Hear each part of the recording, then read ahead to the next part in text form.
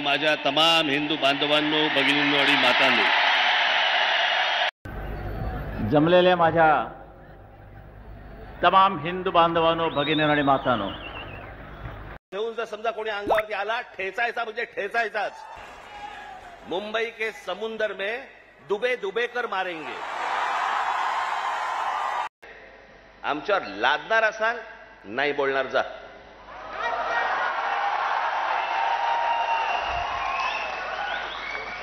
आणि लहान मुलांवरती तर नाहीच नाही.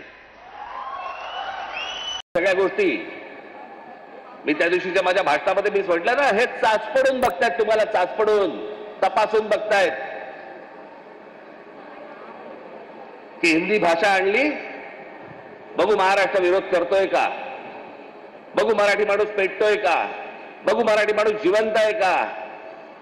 आणि तो जर शांत दिसला तर हिंदी ही भाषा आणणं ही त्यांची पहिली पायरी असेल.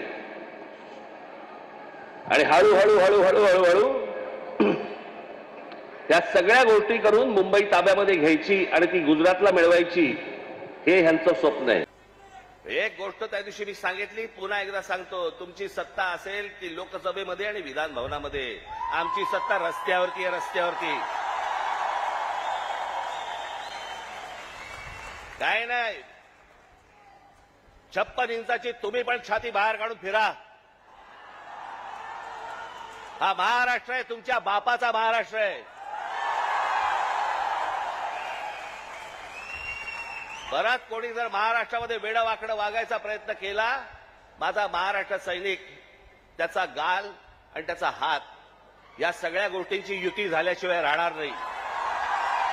घेऊन जर समजा कोणी अंगावरती आला, ठेचायचा म्हणजे ठेचायचाच.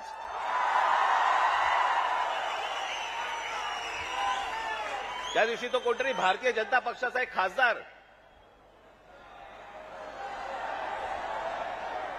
कोणतरी दुबे नावाचा, कसा काय बोलला, मराठी लोगों को हम यहां पे पटक पटक के मारेंगे. तू आम्हाला पटक पटक के मारणार दुबे? दुबेलाच मी सांगतो, दुबे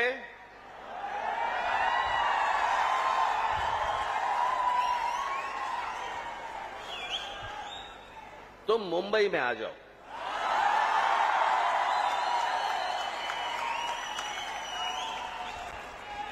मुंबई के समुंदर में डुबे डुबे कर मारेंगे. संपलेल्या पक्षाबद्दल मी काय बोलणार? संपलेला पक्ष, अरे येऊन बघा, हा काय संपलेला पक्ष आहे का?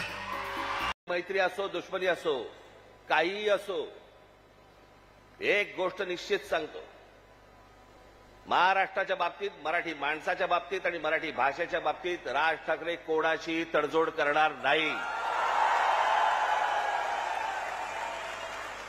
याच्या आधीही केली नाही, आत्ताही केली नाही आणि पुढेही करणार नाही.